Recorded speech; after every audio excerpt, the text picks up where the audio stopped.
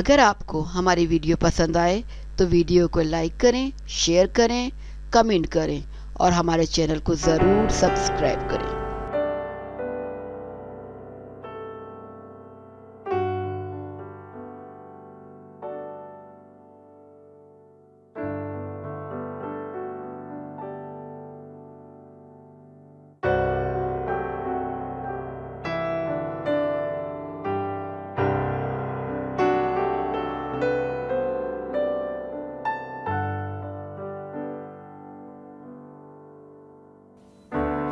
Senior अदाकाराएं नगमा बेगम, बहार बेगम, साबरा सुल्ताना और दीगर फिल्मों में काम न मिलने के बाद घर बैठे डिप्रेशन का शिकार होने लगी।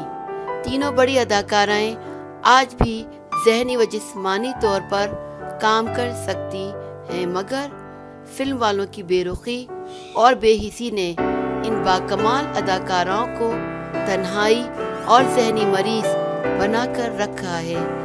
फिल्मी हलकों में कहा जा रहा है कि चाहे मुख्तसर सही, मगर इन फनकारों को मसरूफ करके इन्हें दोबारा चौकस किया जा सकता है और इनके जूनियर फनकार भी इनके तजर्बे से फ़ायदा उठा सकेंगे।